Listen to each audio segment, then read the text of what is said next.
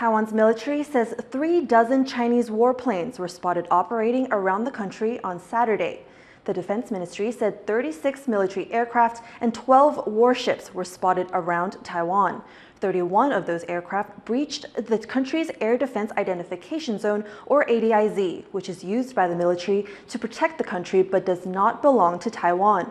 2 military drones were also spotted circumnavigating the main island, marking the first time Taiwan has seen multiple encirclements. Increasing Chinese military activity around Taiwan is thought to be part of Beijing's strategy to normalize its presence around the country. To find out more, Jaime Ocon spoke to Ben Lewis, co-founder of PLA Tracker.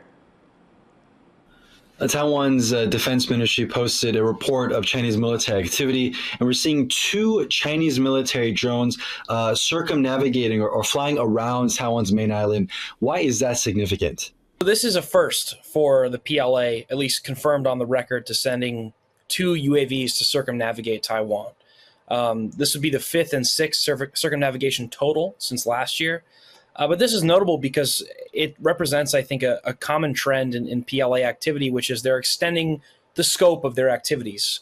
Before, we would see a lot of stuff over the median line in the southwest, especially of the ADIZ.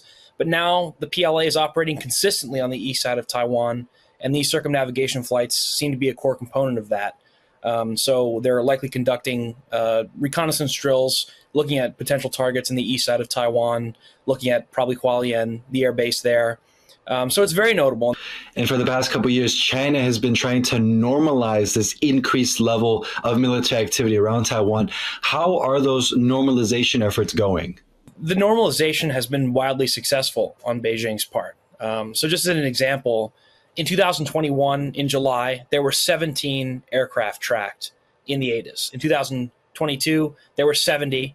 In 2023, 163. And last month, 437. So the line is straight up. And post Pelosi, I mean, we saw the erasure of the median line. That's been consistent. That's not even something really to blink at anymore when aircraft cross the median line.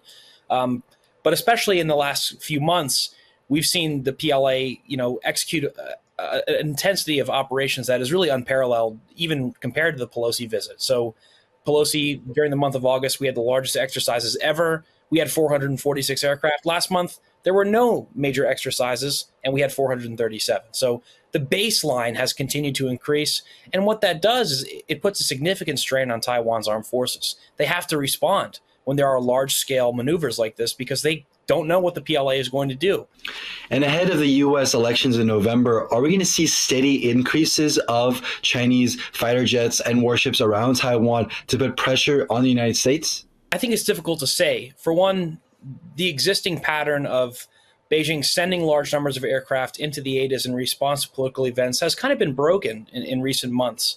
I think mostly because of the sheer quantity of overseas visits. You mentioned IPAC a few days ago. Doesn't seem like there's a clear correlation from that to this large-scale violation today. But going into November, obviously, like you mentioned, China is watching the U.S. elections very carefully. China is a hot-button issue for the foreign policy discussion for both parties. So I think there's a potential we'll see the numbers increase. Obviously, weather's going to play a role.